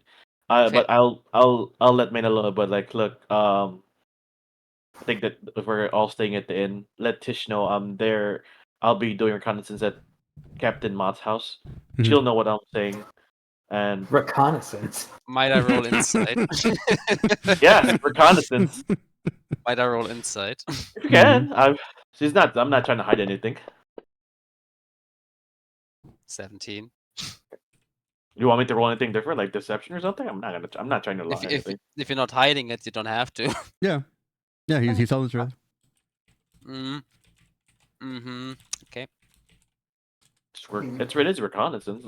Exploring every nook and cranny in that house. He's very Yeah. thorough. Yeah, Yeah, Erda yeah. will be very thorough about it. Well, I'm going to tell them that then. Okay. Yeah, I'll probably be there for a couple days, maybe, depending. Just also, make sure to update them about like the patrol that's leaving probably by tomorrow, today or tonight or tomorrow. Mhm. About that lady Giuseppe giving them food. So I'll take what Mela told me, and I'll probably also drop by the herbalist's hut just to see. Okay. Herbalist Hut is what, number 11? 11. Yeah. Also, before I forget, you also told about the ferry, but it's not nothing too major, so it's like the last thing. Yeah. In a throwaway line. So Erda, you come face to face with Giggling Jenny, and she looks at you and she says, "Huh, you sure got a lot of blood on you, ma'am." I look down to myself. There's no blood on me. So she flutters up to your face and she holds it with her little tiny hand. She's like, "No, I could see it on the inside. That blood don't wash off." But that's how the Uh, blood's supposed to be. She just looks at her for a moment. That I suppose that's true. I just say to her like a small smile, but uh, then she tries to say something else, but Ordo can't say anything else. She just smiles sadly at the little girl. So it's a little fairy hugging your face, and she just kind of like presses herself against your face. She's like, "It's okay, Giggling Jenny's here." So from your perspective, Mela, it looks like this woman's just sitting there like stone faced, while like a big bug is like on the side of her head. It's like whatever. It's okay. So you leave. She goes back to whatever she's doing. You're at number 11. All right. Raymond, you're with Celeste and Grumblejack. Tish has decided to just ski bop down the street. Okay. Well, we still have a monster on our hand. What we most certainly have to do is kill it. I mean, we know, since we had it, that there are people coming, but we can, at least we two, not Grumblejack per se, but we two can try to look as impressive and glorious as possible by taking it down, fooling the idiots that come here into taking care of us. Remember, we're not supposed to draw attention, so that was. Yeah. Well, who am I to not draw attention? Please. All attention is positive attention. I'm also walking. Magel's also walking over to the tavern just as we're talking about this. Okay.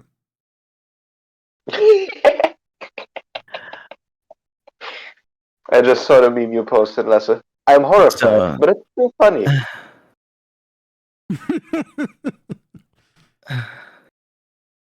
The creature. I love the spaces.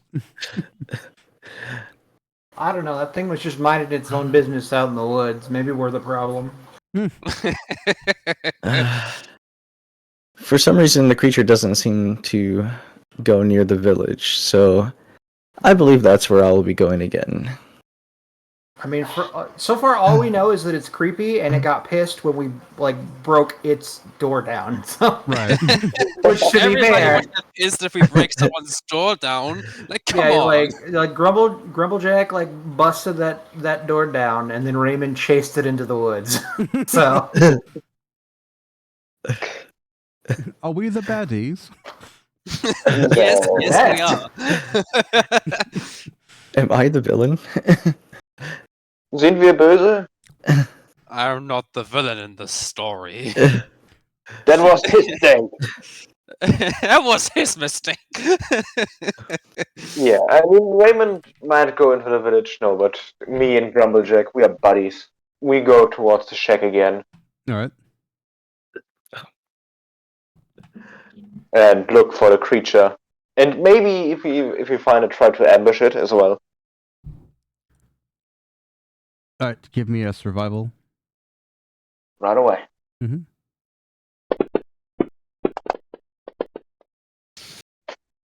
No multiple of 3. I'm so good at this game. So you're walking around, Celeste. You're grabbing droppings and smelling them. You're holding fucking dirt, following the wind. Grumblejack is just bumping into rocks, bumping into trees. Like, oh, mama. So you managed to get to track your way back to the shack that you discovered that thing at originally, but it is not there. Mm-hmm. And yeah, please.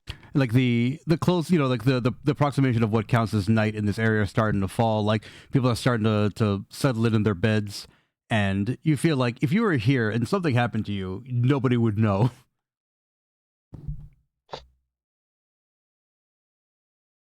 I will take a few looks. I will go inside the shack anyway. I have to find out. I don't trust that the knight wouldn't just make the shack disappear. So you go into the shack, and let me see what's inside the shack. Actually, there's a lot here.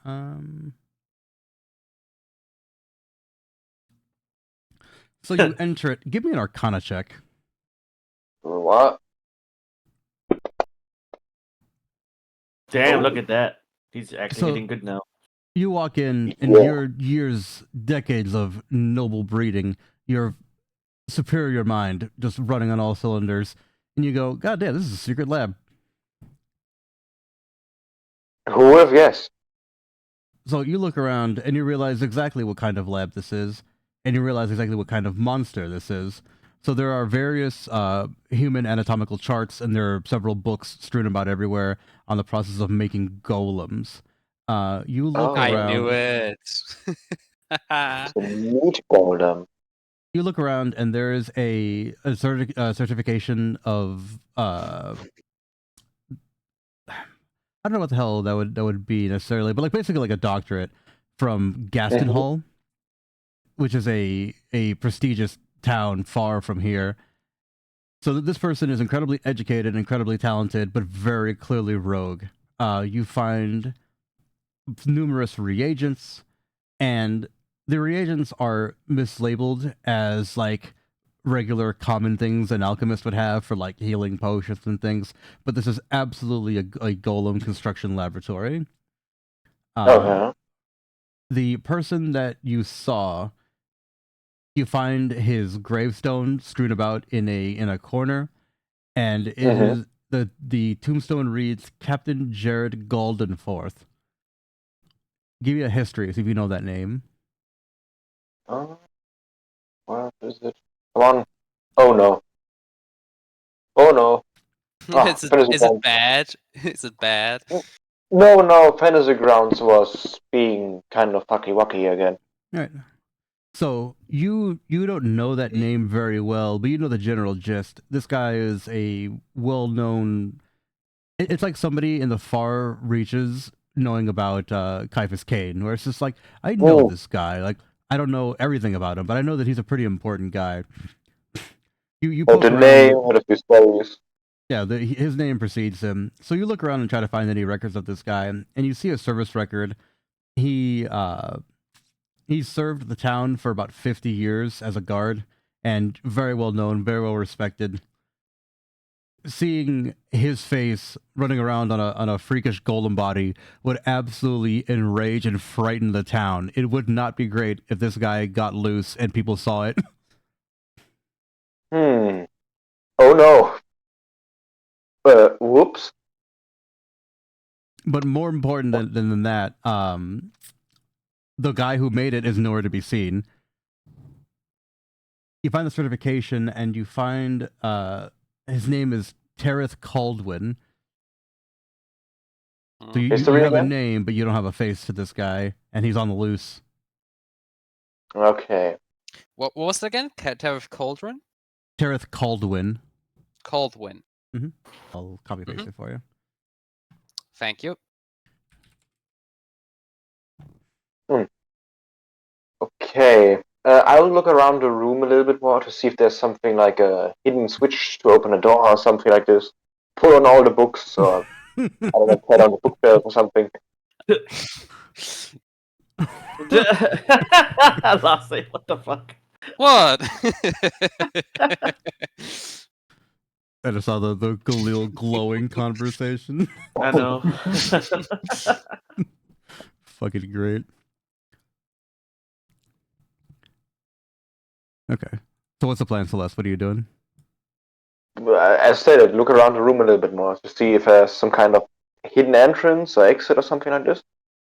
There is nothing more hidden. Everything is just basically out in the open because the lab itself was hidden and deep in the forest. You just happened to stumble upon it. Okay. So I'll take the. All right. I'll take the I doctorate said be with right me. back. Okay. I'll take the doctorate with me Mhm. and tell Grumblejack to essentially pay attention to the shack and punch all the evil creatures he might see. No humans. Lay low when you see humans. and Grumble go Jack is to like, I am not staying here. Like, hell no. coward. He's like, you clearly Um, did not see the creature. What? You clearly did not see the creature. You saw it through a window. You did not experience like the creature's aura. So Grumble Jack is just like, yeah, I ain't staying here. Mm-mm. Fine then. Try to stay safe. She says while going towards the town Mhm. to essentially give the others the information Okay. who we are searching for. That we have a name. Take the certificate with me and the gravestone as good as possible. Mhm. To essentially have proof that there's something very weird and bad happening out there. One more investigation check because there's one more thing you need to take with you. All right. Investigation. Here it is. Okay. So as you're leaving, you almost miss it. There's a stack of envelopes. You open them up and read them, and they're letters from his colleagues at Gaston Hall. Like this right here is an evidence dungeon sandwich. You've got the gravestone. You've got letters condemning him and his research and what he did. You've got a certification to prove that it was him. If you took this to the proper authorities, you could get this guy arrested and probably executed. But it would also bring attention to yourself, which you're trying to not do.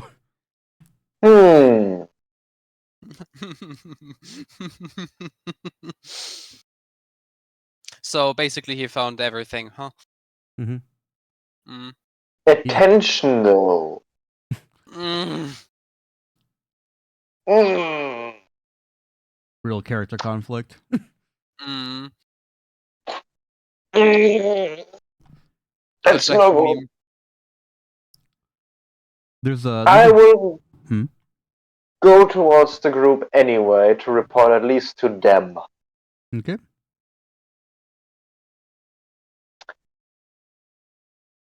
Hmm. I'm shifting everyone, or Yeah, moving everybody Oh, to wait. the. oh wait. So you all meet up back at the inn. You see Raymond. You see It would- Galil glowing. In a seat. Clown to clown communication, I guess.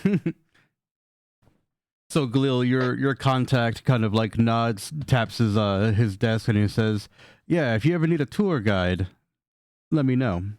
And you blink, and it's like one of those things, like a person passes in front of you, and he's just fucking gone. And you're like, "How?" I'm looking directly at him. Fucking bat. You just fucking He's Batman me?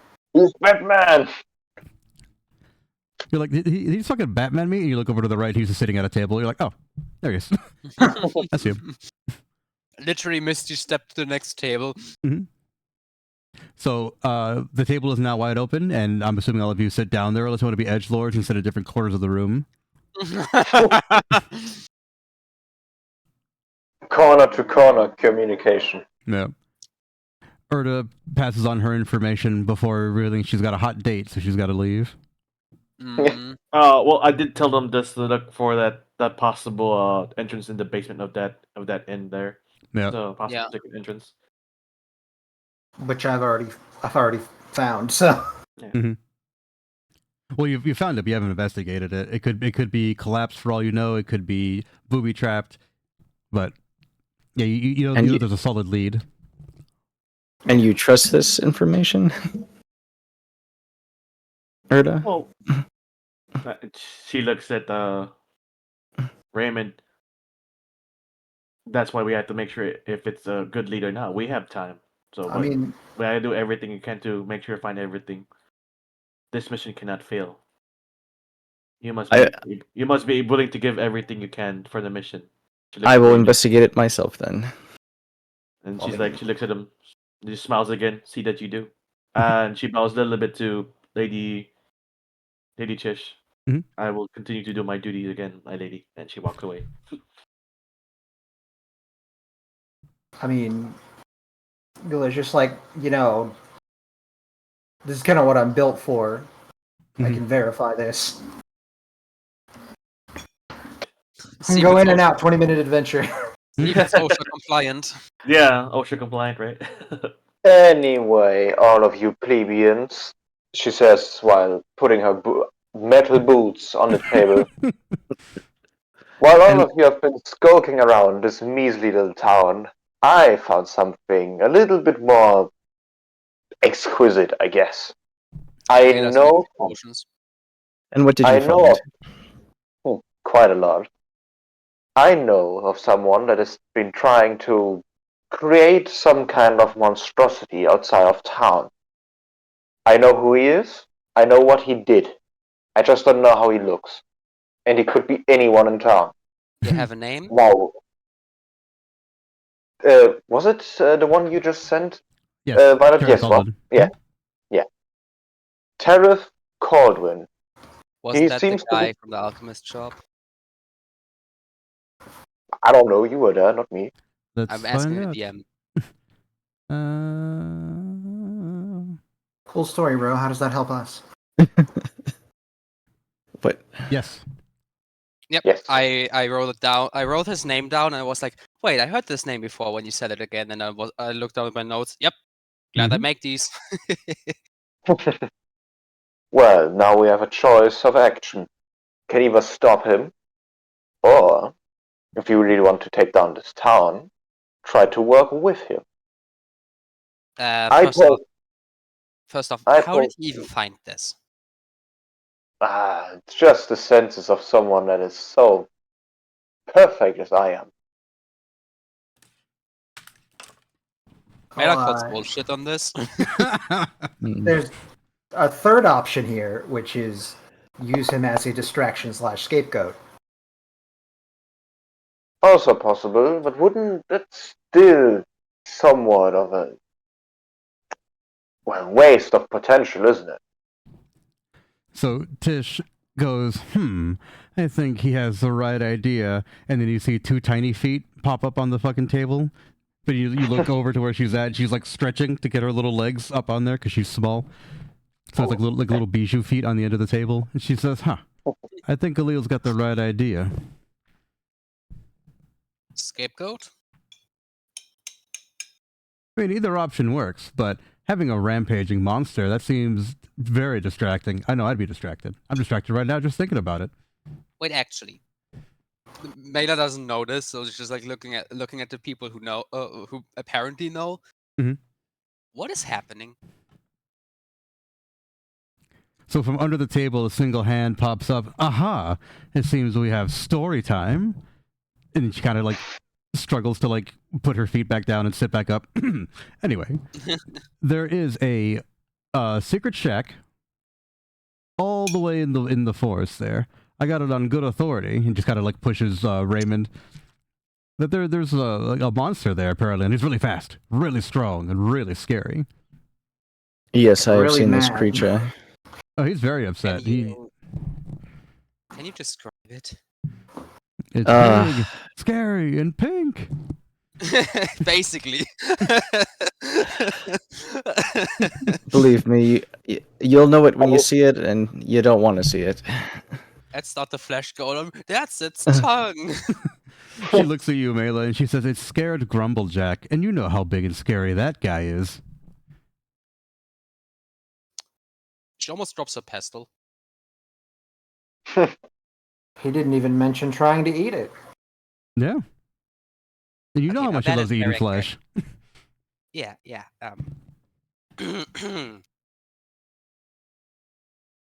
Okay. Okay, let me just gather myself real quick. You guys did what? Exactly? Tish leans forward, tippy toes on the chair. It's unnatural. Does Mela Unnatural. Unnatural is the last thing with that. Oh god, with what I would describe it as. It's a lot more than just unnatural. Well, if you want to offend a druid, a flesh monstrosity, it's pretty high up there. Yeah. Despite the fact that I'm not a part of a circle anymore, that is disgusting. Yeah. It's corrupting nature, Mela. Are you going to take that laying down? No. It Okay. destroyed a tree with its bare hands. It did. He saw it. Well, trees breaking down is is the normal force of nature. But Yeah, we're in an inn that's probably made of wood, so Innkeeper's sweating. Khalil doesn't know. This creature doesn't seem to come inside the city. I wonder why. It's not ready yet. Isn't it obvious? it has social anxiety. I was gonna say he's anxious. Oh, I want to get in there, but I'm scared. It's a need. What if they judge my gross, tiny, desiccated head? Oh my fucking god! Socially anxious monsters is the whole archetype I need to have now. Oh no! Like, could you come in my house so I can kill you? I don't want to go out there. Could you allow me into my house? Could you allow me into your house so I can feed of you? Gordash.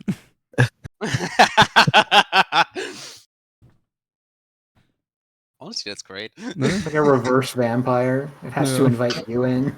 Exactly. Just open a haunted house. Hmm. Mokakoa. And does anybody else have anything to report? Despite the shops I found, nothing else.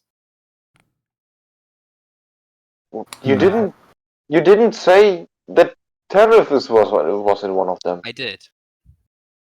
Did you report it or did you check with the DM? I checked with DM and then in the same fell swoop reported it to the Yeah. party. She heard that name before when you mentioned it, and she thinks back into her mind, aka asked the DM. He goes, "Wait a minute, I know that guy. He runs the fucking shop over there, or over here." Well, I Yeah, bought a over book there. from him. Yeah, I bought an I herbalism guess- kit from him. Yeah, and I'm using it right now to with the few ingredients that I did gather to make some potions. well, I guess we have a direction then, don't we? Yeah, we have several leads, and that's where we'll end it for today. What Yeah. already? It's like 2 hours. You want to keep going? Up to you guys. I don't mind.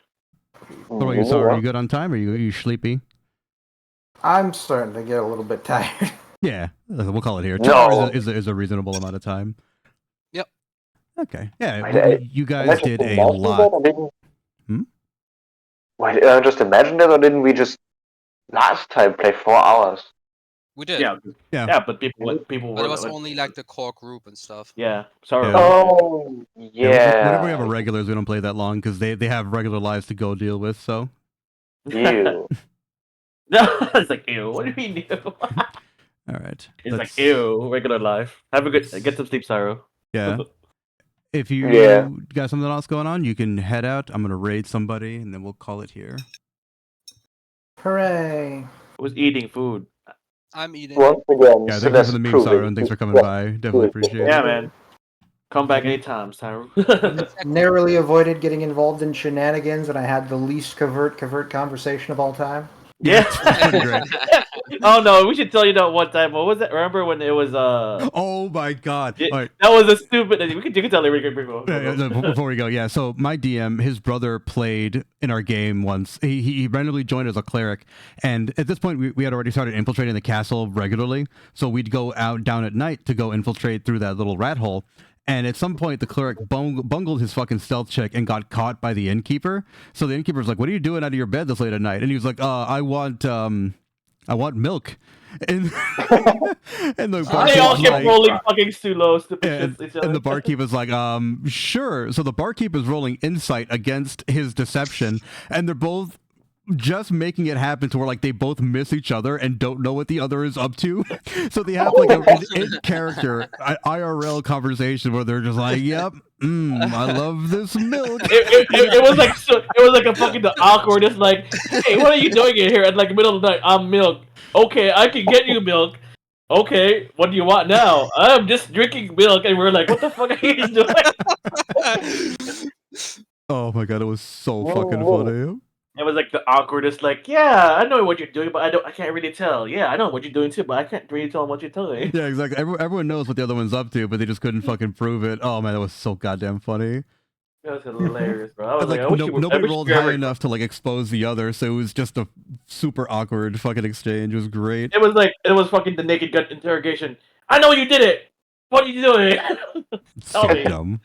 All right, so we're gonna end here. Everyone else, you're free to jet out. We're gonna raid Scrumbunculoid. Everyone knows what to do. Exclamation raid will give you this bad boy. Exclamation raid sub. We'll give you that if you're subbed. If you're on desktop, remove the row4 portion of the URL. Give him credit for the view. If you're on mobile, refresh the page. Give him credit for the view. Be polite, be kind. He's a squirmy friend of ours. I've been Val Paladin. These have been my friends, and we will see you guys next time. Bye-bye. Yo. Bye bye. No. That's yes. No. No.